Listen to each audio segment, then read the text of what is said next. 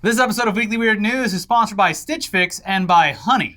So the idea of your face accidentally becoming a meme is such a uniquely 21st century concept that you would have a lot of trouble explaining it to someone even from as recently as the 90s.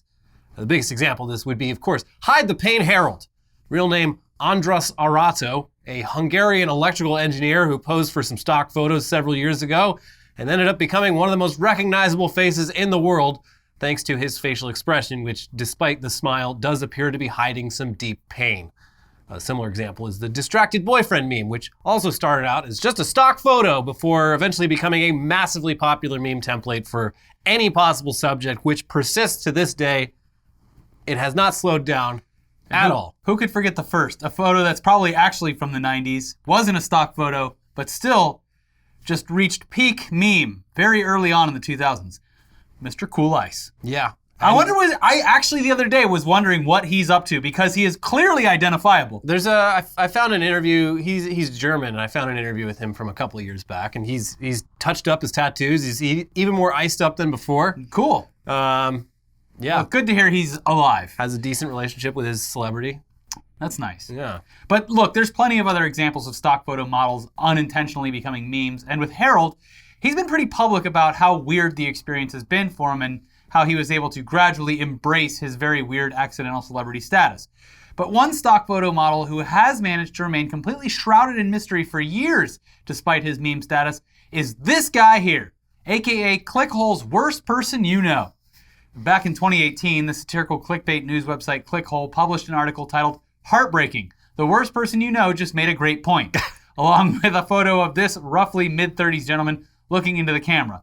And it's an article that you get to post all the time here in America. I think it's easily Clickhole's most iconic piece of fake journalism. That one and the Onion article where it's like another mass shooting has happened in the world where nothing we can do. Yeah, in the only country where this happens. Yeah. But here's from the article we're talking about now. Yeah, people forget that it's an article. It's not just a headline and a photo. There's an article here, and it's funny. A heartbreaking story is currently unfolding that's sure to have devastating ramifications for years to come. Just moments ago, without any warning, the worst person you know just made a great point. This is absolutely crushing news, and it's unclear if recovery will ever be possible. The tragedy occurred just a few moments ago during a debate about politics occurring among your coworkers. Out of nowhere, the most loathsome person you've ever met in your whole life chimed into the argument with a completely valid and irrefutable point. Every attempt to formulate a rebuttal to just the most insufferable asshole on the planet failed miserably because, for the first time ever, that piece of shit's logic was entirely unassailable. This is the kind of horrific event you always assume only happens to other people, but never to you. It's amazing how life can change in an instant. One moment, everything's normal, and the next, you're unable to find a single flaw in the intricate and logically sound reasoning of this fucking self-important, endlessly irritating prick. Up until now, everything that's come out of that guy's mouth is pure dog shit, so now that he's strung together an eloquent and convincing opinion, you've been completely blindsided. And this is, of course, extremely relatable, and we've all been there. Out of nowhere, someone whose opinions you have zero respect for makes a good point, and you simply gotta hand it to them. Or it's, we've quoted this headline on this show where it's just like, someone heartbreak is right for the wrong reasons, or any kind of situation where someone who, like a Laura Loomer finally saying something correct is just like, no. Trump did this a lot. Yes. Trump would be right about stuff for the wrong reasons and then usually walk it back because he said it off the cuff and didn't realize it goes against everything else. Yeah. But it happens a lot. Your Ben Shapiro's, basically all the people who talk for a living. They eventually say something correct. Yeah. And then they usually go, oh, well, I didn't mean that. Yeah. Now, it's especially relatable on Twitter, where bad takes flow endlessly out of strangers and famous people alike, and you are occasionally blindsided by a good take coming from someone whose takes are otherwise all terrible. And because of the way Twitter works, with replies that can just be a photo if you want, screenshots of this Clickhole article often pop up in the replies to good points made by terrible people. And like any meme that gets used enough times that it becomes shorthand, sometimes the title isn't even necessary, just the stock photo of the guy from the article. If you see this face, you know that the worst person you know just made a great point, and it is heartbreaking. So is this guy the titular worst person, the guy in the photo, or is he reacting to the worst person that he knows making a good point? Even that is unclear. There's shrouded in mystery here. But what's even more unclear and mysterious is who this guy actually even is. His face has come to define an entire unique situation, but unlike Harold or the people in the distracted boyfriend meme, he's managed to maintain complete anonymity for nearly 4 years. Well, almost complete anonymity, because writer Cameron Wilson of Slate.com recently wrote about finally uncovering the identity of Clickhole's worst person you know. And it's an interesting tale of how difficult it can be to identify someone despite their face constantly appearing online. And also, much like the movie Zodiac, it's a cautionary tale about getting so invested in figuring something out that it kind of makes you go insane. Wilson writes, at some point it struck me as I saw his visage for the umpteenth time that while the Clickhole article was fake, the man in the photo was real and had become as familiar a face as the faces of those closest to me. His stubble, his furrowed brow, his thin beard, and even thinner hair. But who was he? And did he know how synonymous his expression had become with the language of the internet? I felt I had to find out. And it turned out I was hardly the first to feel that way. The internet is strewn with posts of people asking if anyone knows who this man is, all abandoned without an answer. But for some reason, I felt I had to look harder. To a borderline compulsive internet sleuth, the mystery of who he was felt like an itch that I yearned to scratch but was just out of reach. So Wilson started off simple. He emailed Clickhole, but got no response. He then tried reverse Google image searches, but everything just traced back to that original Clickhole article. It becomes ubiquitous, so they kind of dominate any search results. He then discovered that someone had previously traced the image back to the Getty Images stock photo library, though it was no longer available there. But what was still available was the image's ID number, which gave him an additional search term to use. Eventually, he found the image on an Indian health website page about the risks of getting a vasectomy, and the image still had the original metadata when he downloaded it, including the photographer's name and the location in Spain. So Wilson found the photographer on Instagram, messaged him, but got no response. So he messaged him a few more times, and finally got a response. Let's read from the article again. The photographer, who obviously had no idea about the Clickhole article, responded by asking why I was interested. After a back and forth in which I tried to explain the provenance of my search, which sounded weirder the more I typed, he finally responded, "Sorry, I don't interested," and stopped responding. I was distraught, my only connection to my white whale gone. I tweeted through my sadness. A handful of people who read my posts about the worst person pointed out that one of the photographer's friends on Instagram looked a lot like him. It was him, and yet it wasn't. It was the guy from the meme, yes, but he was doing things my mind couldn't quite parse. He was joking with friends. He was doing unironic gym selfies. He was even doing the weird thing that happens to all men in their late 30s where they suddenly lose the ability to smile at the camera. I felt a sense of cognitive dissonance as two competing versions of this man clashed in front of me. This guy's taking this way too seriously, but I get it. He's writing a nice piece of what he considers artwork here. He's trying to finish what he started. Yeah. But yeah, he's... The journey seems to be a lot more fun for him than the actual finding the guy. So he's punching it up a bit. He is. Yeah. Anyway, it continues. Trembling, I tapped out a message to him. The worst person you know responded in Spanish and English. I resorted to using Google Translate to speak to him. I asked if he knew that he was famous or how his image was used. He gave terse answers. No, sorry, I'm from Barcelona and I don't know it, he wrote. At no point did he show any curiosity about why people might have thought this about him. He even dropped a Spanish slur in a self-deprecating way at one point in our conversation.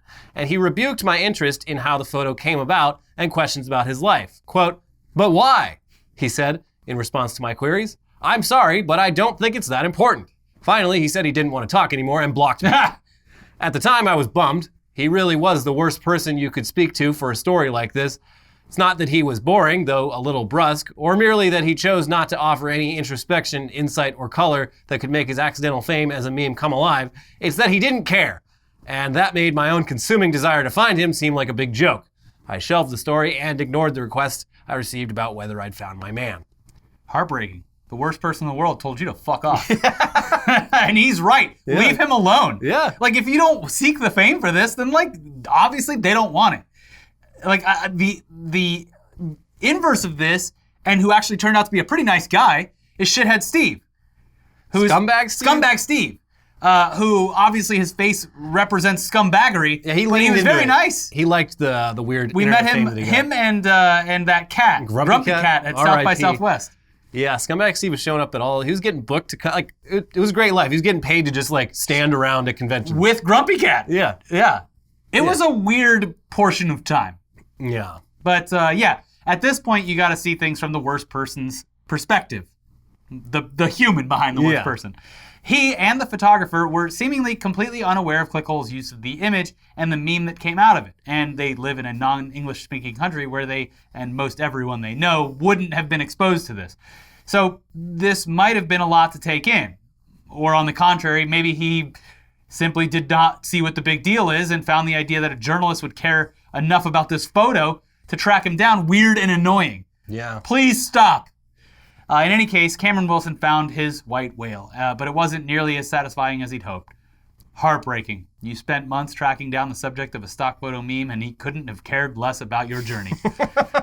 But here's how he closes out the article anyway. As time went on, it began to dawn on me that I had been looking for something from this man that he could never provide. The meaning of his face to millions of netizens really has nothing to do with him as an actual person. He's just some dude whose friend took a photo of him that, by chance, happened to be a stock image chosen by a comedy website that struck satirical gold with its post.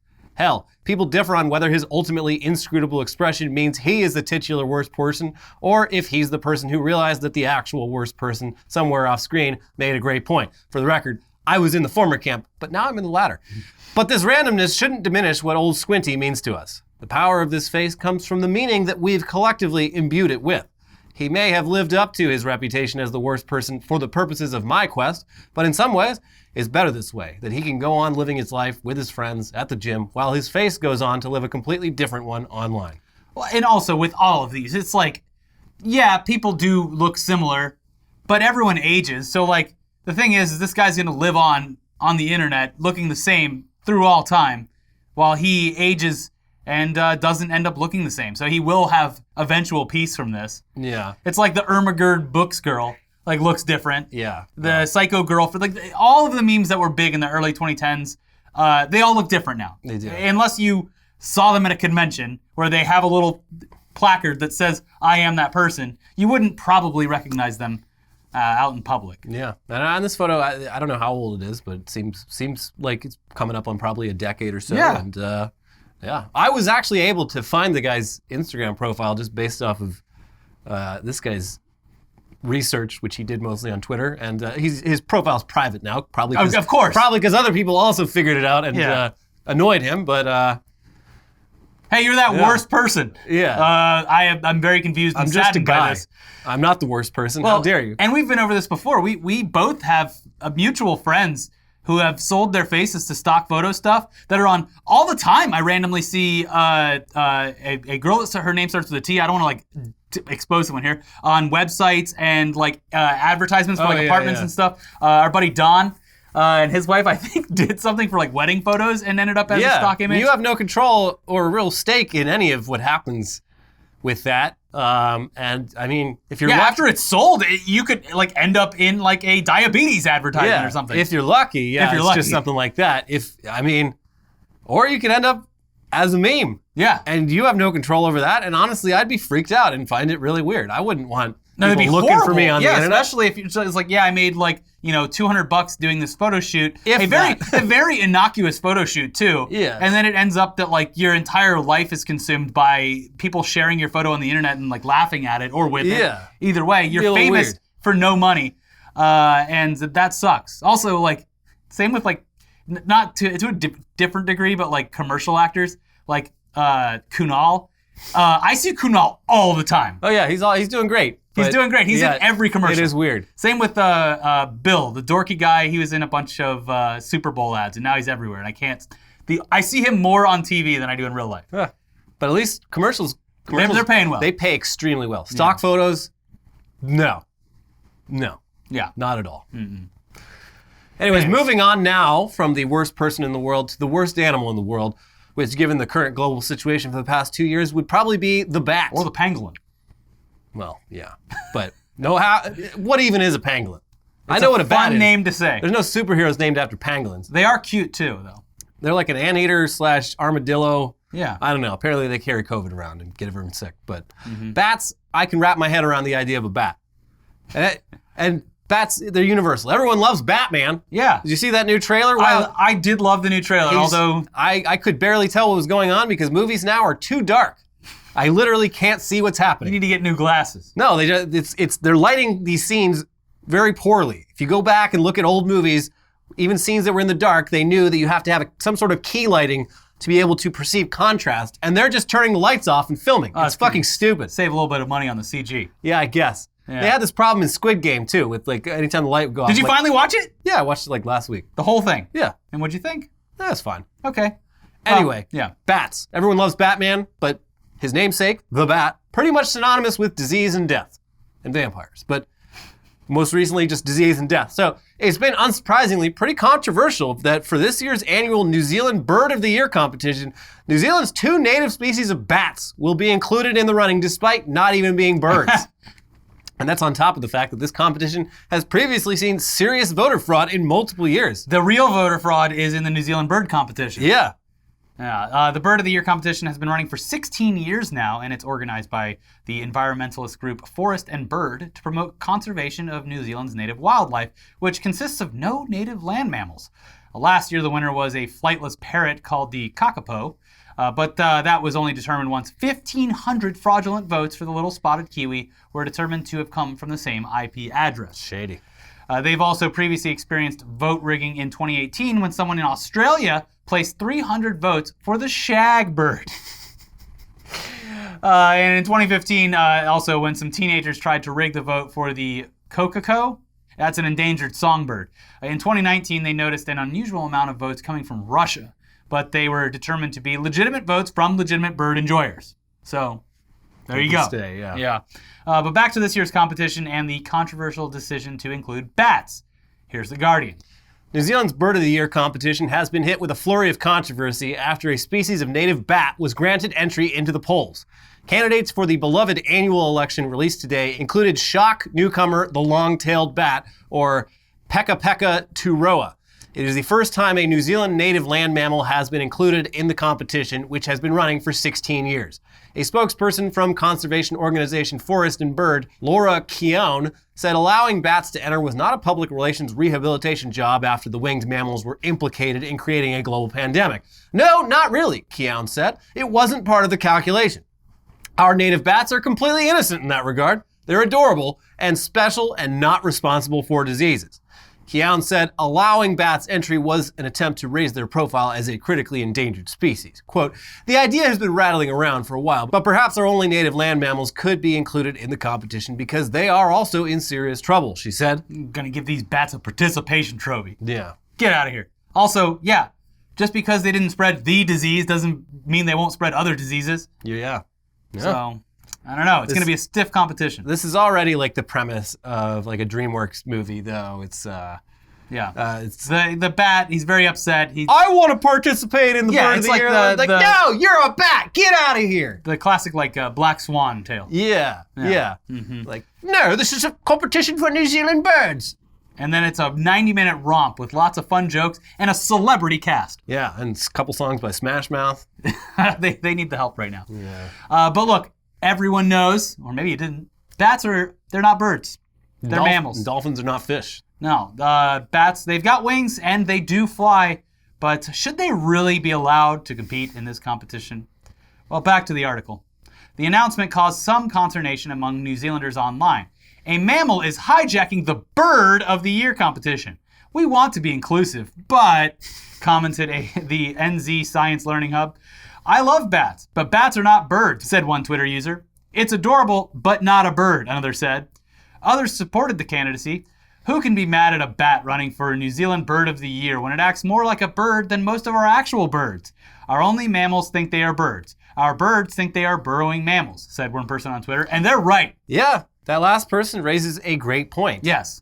New Zealand's population of birds includes a lot of species which, due to New Zealand's isolated location, evolved out of flying and spend their entire lives on the ground where they originally didn't have any predators until the British brought over a bunch of invasive species that ruined everything and caused the conservation predicament that we currently have. Not only that, they're dicks, and they won't come out when it's daytime. Yeah. Like, look, I want to see the kiwi, damn it. Yeah, all I got to see was a silhouette of it, but it was delightful. It was like a little bouncing ball of a bird. I saw it in the museum, and you had to, like, look in and, Yeah, New Zealand's national bird, the kiwi, is extremely bizarre. Yeah. It can't fly due to its wings essentially evolving into useless little stumps and also having no tail at all. It's mostly nocturnal and also mostly blind. Female kiwis lay just one egg per season, which is huge relative to its tiny size. And they also have possibly the most advanced sense of smell of any bird. So calling the kiwi a bird feels like a stretch. So really, what's the difference? Who cares if bats, which actually fly, do bird-like things, more so than the kiwi, are included in the running for Bird of the Year in New Zealand? I just love that this is now a debate on like inclusivity. Yeah. This could actually set a precedent for sports, competitions, everything, worldwide. Yeah. Well, New Zealand let a bat in the bird competition, so. The SJWs are at it again. Letting bats into the bird competition. I'm a bat exclusionary radical aviationist. There's definitely, and we saw some comments, but there's definitely people who actually think that this has gone too far. Oh, I'm sure. This is ridiculous. Yeah. Oh, back in my day, a bird was a bird. Yeah, next they're going to let sheep in the bird competition. Yeah, they're letting bats use the bird bathroom. What is going on? I think it's good. I hope the bat wins. I think the bat would be great as a winner. I think it would be really shut everyone up. 16 years to win as many awards as they want. Again, lazy and stupid, the birds in New Zealand. Yeah. Let the bats take it. Yeah. All these New Zealand birds are on the verge of extinction because like fucking rats came over on a boat. If rats are that much of a threat to your existence. You literally have to fly a foot off the ground and you'll be fine. Yeah, that's all you got to do. And you can't. Yeah. So.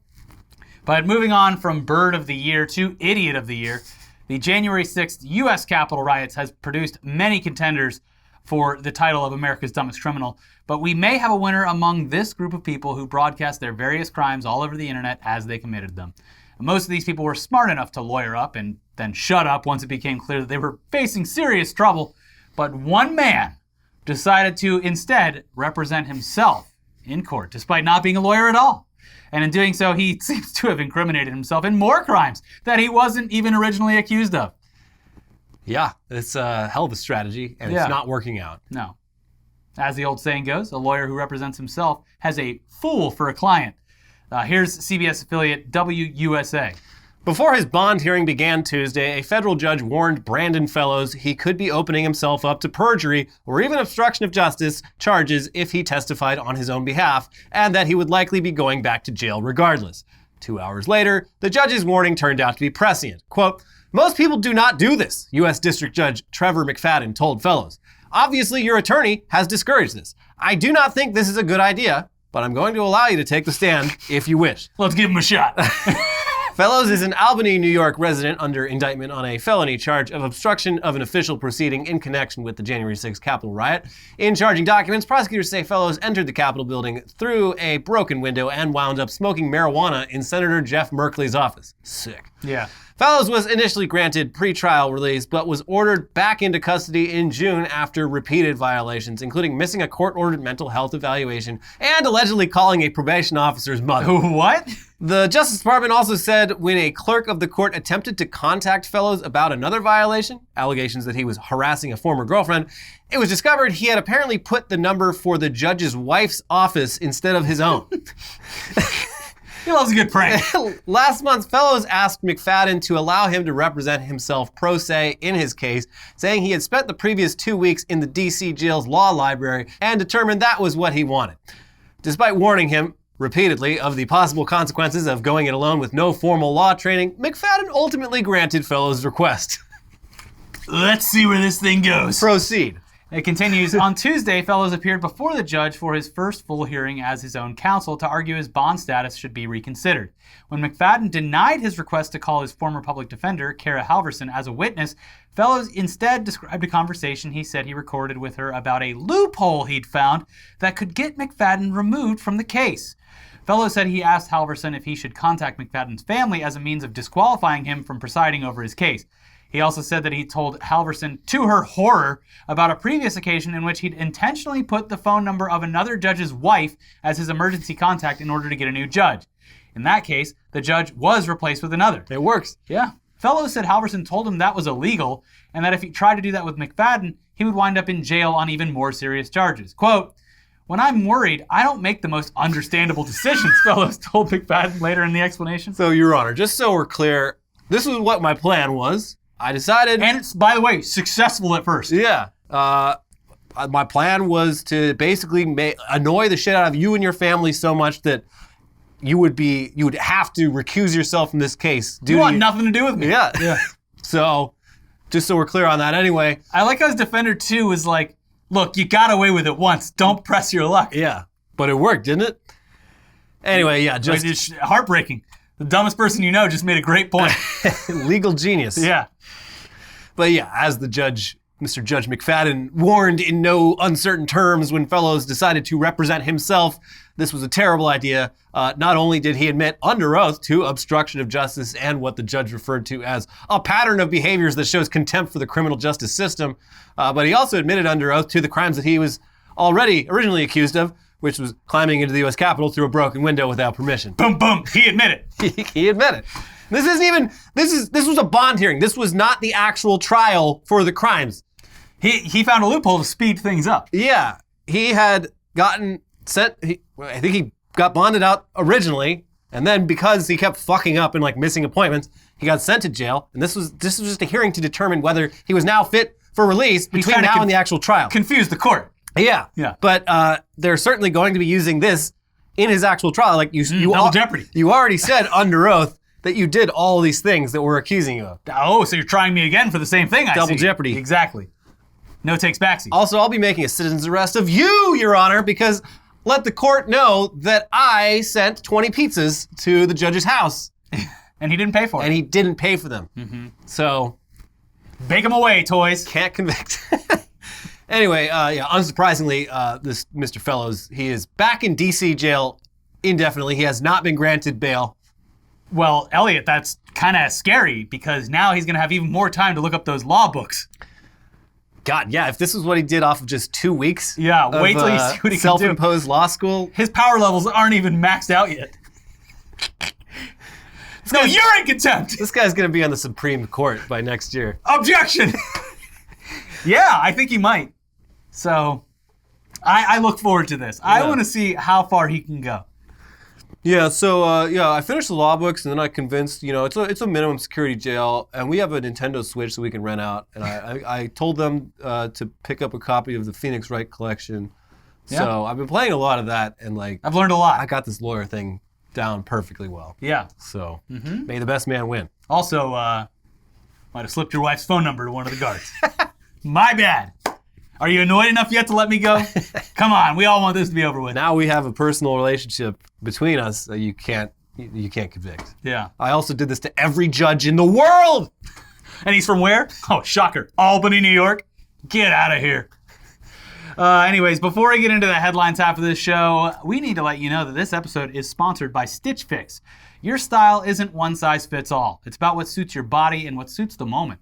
So why not shop at a store that is personalized to your body and style? Introducing Stitch Fix Freestyle, a shop that is built just for you. Stitch Fix Freestyle is your trusted style destination where you can discover and instantly buy curated items based on your style, likes, and lifestyle. Whether you're looking for a brand you love or to try a new one, at Stitch Fix Freestyle, you can shop hundreds of brands personalized to your size and fit. With styles for workouts, to workwear, for lounging around the house, or for a night out on the town, Stitch Fix Freestyle has clothes for any occasion. Plus, there's no subscription required, and they offer free shipping, returns, and exchanges. Get started today by filling out your style quiz at stitchfix.com/weird. That is stitchfix.com/weird to try Stitch Fix Freestyle. stitchfix.com/weird. This episode is also sponsored by Honey. We all shop online, and we've all seen that promo code field taunting us at checkout. But thanks to Honey, manually searching for coupon codes is a thing of the past. Honey is the free shopping tool that scours the internet for promo codes and applies the best one that it finds to your cart. Honey supports over 30,000 stores online, ranging from sites that have tech and gaming products to popular fashion brands and even food delivery. Here's how it works. Imagine you're shopping on one of your favorite sites. When you check out, the Honey button drops down, and all you have to do is click Apply Coupons. Wait a few seconds as Honey searches for coupons that it can find for that site. And if Honey finds a working coupon, you will watch the prices drop. I know you usually have, you do a lot more online shopping than me, but I recently ordered a brand new computer. And yeah, you gonna get a free game with it? No, Honey saved me literally hundreds of dollars off of this. Like, it was shocking. I was like, holy shit. The computer company's gonna be on the phone with Honey like, what are you doing? Yeah. You got a business to run. It was like 30% off after hitting a certain price point. So this was a supercomputer. I'm glad you bought something this time because I was embarrassed to say what Honey saved me money on. Some more bobbleheads? No. Christmas decorations very early because they sell out. Yeah, no, you gotta do all your Christmas shopping. Yeah, but you're the Grinch. You don't even have a Christmas tree. Sorry, I like to be happy sometimes. I don't live in your house. I don't care. Okay. You can decorate your house. I'm gonna bring a tree over to your place. Well, then I care because I don't want it. No, I'm gonna start leaving trees on your doorstep. No, you start fighting. It's a threat. Anyways, Honey has found its over 17 million members, over $2 billion in savings. They are wrecking the economy. If you don't already have Honey, you could straight up be missing out on free savings. It's literally free, it installs in a few seconds, and by getting it, you're doing yourself a solid and supporting the show. We would never recommend something we don't use, so get Honey for free at joinhoney.com/weird. That is joinhoney.com/weird. Now for the headlines, starting with some more news out of New Zealand. Great. New Zealand. Yes. Official wizard of New Zealand fired by city council after more than 2 decades. No!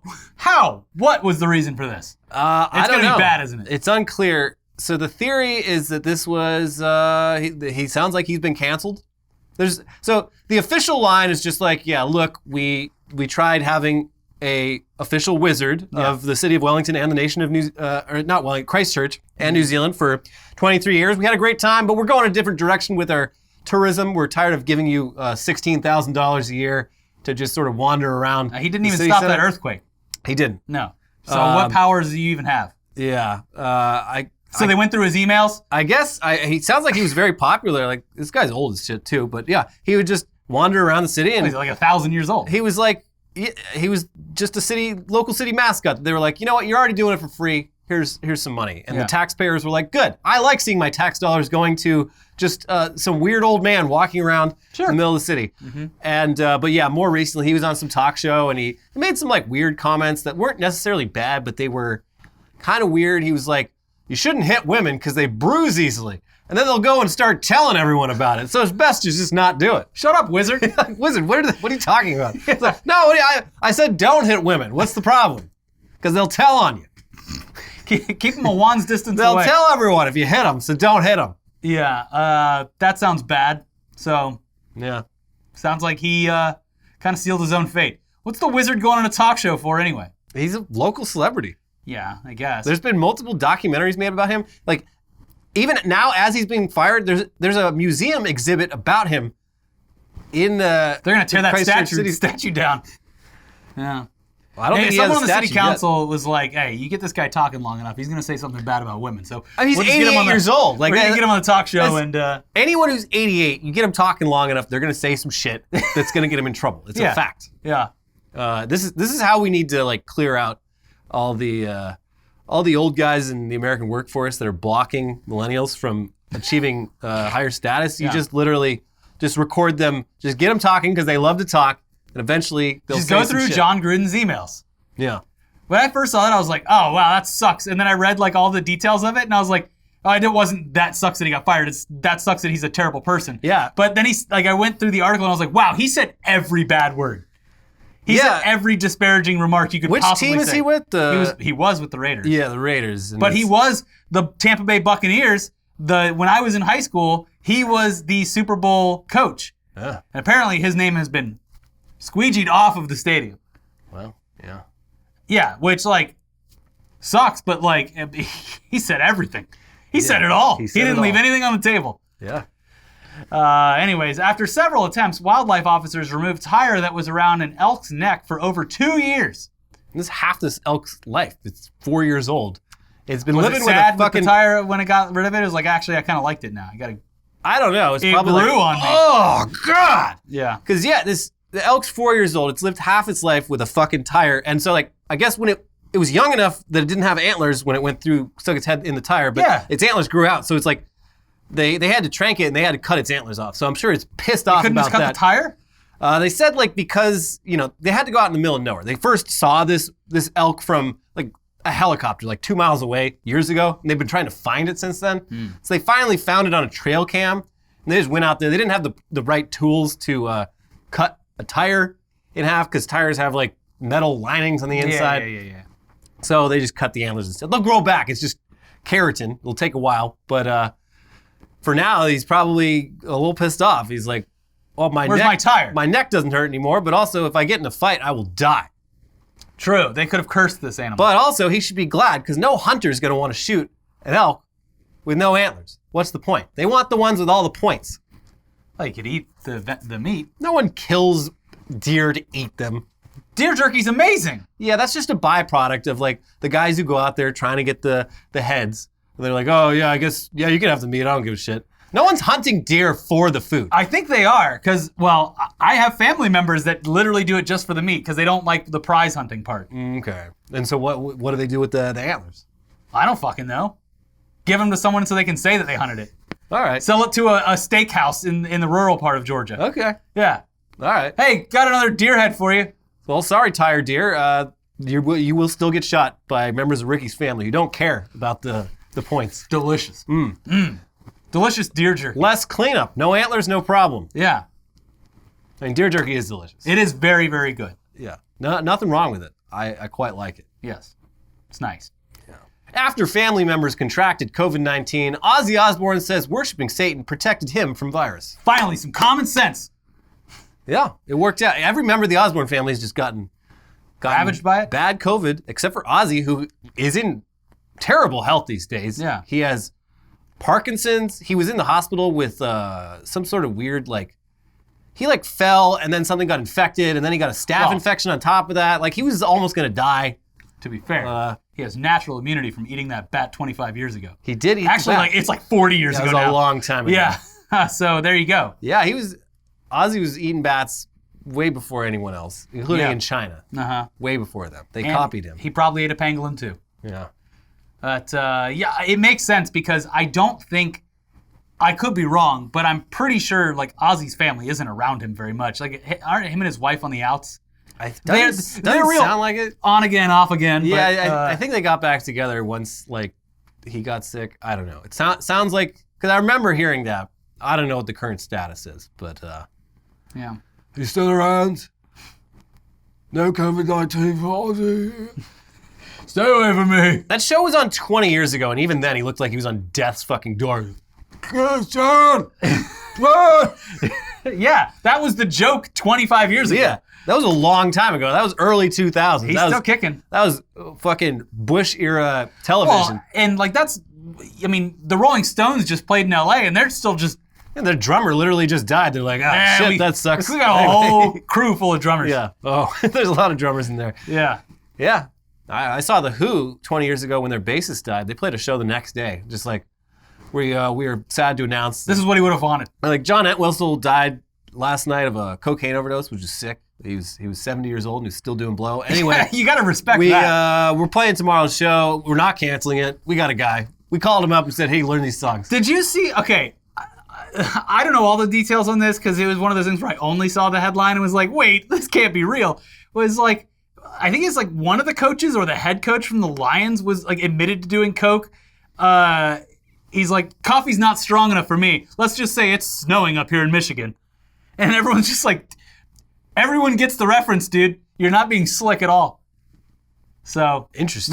May or may not be true, but apparently he was quoted as saying that. All right. That's a weird choice. Weird thing to just offer up. Yeah. Yeah. Anyways, moving on. U.S. Marshals and Scranton police nabbed 9 sex offenders in Operation Dunder Mifflin. It's a fun name. For a terrible crime. Yeah, they... And they panned the camera and everyone just looked at it deadpan. Yeah, but yeah, they got him. I brought that giant bucket of chili you asked for. It's that, if I had to have a job in law enforcement, I would be the guy that names operations. It's like Operation Varsity Blues. Perfect. Great name. Yes. Operation Dunder Mifflin. I'm sure the Scranton police, they've been sitting on that one for almost 20 years now. Waiting to use it for anything. Yeah, the fact that they chose to use it for a sex offender sweep. A little bit weird. A little weird. You would hope it would have to do with more like Paper-related crimes. yeah, paper crimes or like White-collar crime. Office, yeah, white-collar crimes, Yeah. not sex offender stuff, but Yeah. It seems like they were probably waiting for that, and then it just never came. And they're like, look, we do these sex offenders things all the time. we've been sitting on this for so long. Someone else is going to take it. Yeah. Are there any other Scrantons in this country? Probably at least a few. Yeah. We got to do it. Well, cool. It all happened over cheese eggs. Man says Waffle House waitress pulled gun on him. It's usually the other way around. It's usually Waffle House. We don't have them here. The closest one is Arizona. Yeah, and like it saddens me that we don't. But I'm also kind of glad we don't because the shit goes down at Waffle Houses. It's sort of notorious.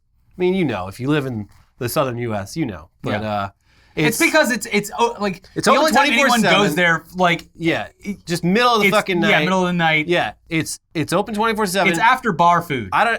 Their prices have probably gone up in the last few years, but it's still like one of the fucking cheapest places you can eat. Yeah. They serve it quick. But they, you know, people get in a lot of fights there. They go there after drinking or whatever, and they get in fights. And yeah, in this case, Stuff happens. And yeah, I actually feel safer knowing that the waitresses at Waffle House are armed. Yeah, I'm generally opposed to like the Lindsay Boebert. Is it Lindsay? Lauren Boebert. The Lauren Boebert restaurant thing where all the waitresses are strapped. But Waffle House, I think it's actually probably a good thing. Yeah. When we were in Alabama, my wife and my buddy were like, well, Waffle House is open after a concert. I'm like, not that I don't like the food or the atmosphere. It's just that it is literally the only thing open, and there's going to be like 1,000 people there right now trying to eat. Yeah. But I wish I would have gone in like different hours because I do miss it. Yeah, I genuinely like Waffle House food. It's great. Yeah. You get them smothered, covered. All kinds of stuff. Yeah. Cheese on your eggs, but yeah, this guy, see, he wanted cheese on his eggs. He kept sending his food back because the cheese wasn't coming. And the waitress took it very personally. Pulled a gun on him. Pointed it right at his head. I've had enough. Yeah, the workforce is fighting back. Yeah. Yeah. I mean, yeah, right now it is interesting. Labor in this labor in this country, especially sort of on the bottom end of things, are finally realizing they're finally hitting their breaking point. Yeah. And realizing they do have some degree of power in this situation. Like, no, I'm just Pulling not a gun is a bit much, but yeah, it's not really the ideal way to do it, but yeah, if you're like, yeah, I would never like say that this is a good idea, but like, you got to think that some of these workers are just getting fucking just shit on. Yeah. All day long. If you work at Waffle House, you're dealing with the worst of humanity. Especially in the middle of the night. Yeah, you deserve to be paid so much more than you're almost certainly making, especially in these southern states where like your hourly it's like $2.50. Yeah, they're like, oh, you better get tips because otherwise you're literally going to be living in poverty. Yeah. So yeah, not good that she pulled a gun on this man's head, but also I hope he learned his lesson. Yeah. Vienna museums open adult-only OnlyFans account to display nudes.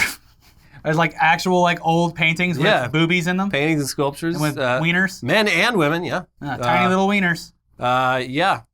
I mean, they got some more modern stuff. They have I think the largest collection of Egon Schiele paintings, which are very pornographic. Yeah. But they opened this OnlyFans account because they kept running into problems with Facebook and Instagram. Of course. Like advertising their museum, like half their fucking collections they can't show on social media. Yeah. And you need social media now to advertise your shit. So like they kept getting their stuff like flagged as of course like porn. So they're like, fuck it, we're gonna make an OnlyFans. And if you purchase an OnlyFans membership to the museum, that gives you free admission to the museum for the month that you are a member. Yeah, that's actually cool. It's a great idea. Yeah. And then like their posts, like, every post is a different piece of art and it has like a whole essay about that piece. That's attached great. to it. Yeah, it's pretty for clever. only fans of art. Yeah. Yeah. It's weird though, like back then you would assume that like the people posing for this would get like fluffers or something. Everyone's got tiny little penises. Well, the really old, the Roman and Greek stuff, they thought big dicks were gross. They thought little dicks looked the best. Oh, okay. All right. And then, yeah. I mean, more recently, you just don't see a Plus lot you're of using dicks too much out there. marble. Oh, I gotta put a big dong on there. It's gonna break off. Yeah. It's like a finger. Yeah. Or like that Venus's arms. Just leave the littlest little thing. Little nub. Like a little baby dick. with a nice big bush over top of it. Yeah. Yeah. Daniel Craig says he goes to gay bars to avoid fights at straight venues, and also added that it's a great place to meet women, which women hate. Like historically, They hate it, but not when you're Daniel Craig. well, yeah, true. This is something I do this because I'm Daniel Craig and I can. Yeah. And also, this is not my. I mean, maybe it's different in Britain, but every gay bar I've been to, the scene like here in West Hollywood, it is aggressive. You got to be like on your toes. Yeah. Men are out. They're on the hunt, and there's nothing wrong with it. But it's like it's not a relaxing scene. The gay bar we went to with all of our fans in England was lovely. They had a great time. They accidentally going to that gay pub. So maybe that's the kind of thing he's talking about. The vibe there was great. But West Hollywood, it's like you can look like dog shit, and some gay dude is going to come up and try to proposition you, and it's great. It's actually it feels good. Yeah. But it's it really gassing me up right now. But it's not always what you feel like dealing with that evening. Yeah.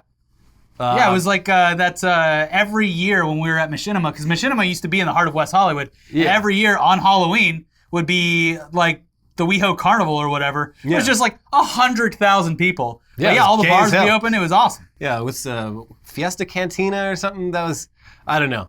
But yeah, quite a scene, but not exactly Daniel Craig. His advice, I don't think, really applies in a lot of situations, especially if you're trying to pick up women. Yeah. Especially if you're trying to do some sort of weird long on them.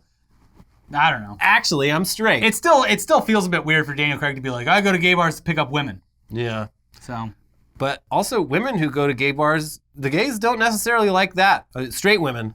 Yeah, there's a bunch where they like see like a bachelorette party Yeah, coming like, and what are you- ah! I'm not like, yeah, you're... The straights are at it again. You're dehumanizing gay people as like the accessories of your hen night. Yeah. Yeah, the straights are at it again. Go to your own bars. A Rhode Island man posed as a lawyer to scam inmates, then blew their money on marijuana and gambling while awaiting sentencing for defrauding the government out of PPP funds. This guy's a real speedrunner. Yeah.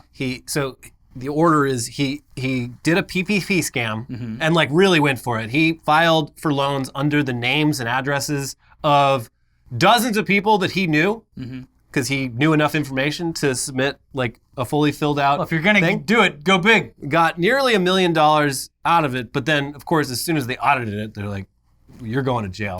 So he went to jail. While he's in jail, he meets a bunch of the other inmates and convinces them that he's got the best lawyer and they should call this lawyer, and gives them his own phone number. And he bails out. All the people that he met in jail start calling him, and he uses a fake voice to pretend to be a fake lawyer. And he's like, yeah, I'll totally help you out. You just gotta send me money. And so they sent him money, which he presumably was gonna use for his own defense. Anyway, he got caught for all this, and now he's going to prison for 7 years. And they are not going to be happy to see him back. No. Well, I don't know if he's going to the same place. You would hope not. Maybe he will. Yeah. Yep. He's showing up with enemies already waiting for him in prison. It's not good. This time's going to be completely different. I got this new guy. You guys are going to love him. You're gonna love him. All the problems you think you have now, absolutely gone. He's not me. We can't be in the same room together ever for like reasons, but he's not me like the other guy was. Yeah. Hey, wait, why did you come back wearing part of a suit? We were just talking to the lawyer and he had the same suit on. Yeah, we traded suits. It's the thing you do when you know a good lawyer. Yeah, he wanted me to look nice for the judge. Yeah, that's the kind of quality lawyering you're gonna get. Hey, your mustache is hanging off.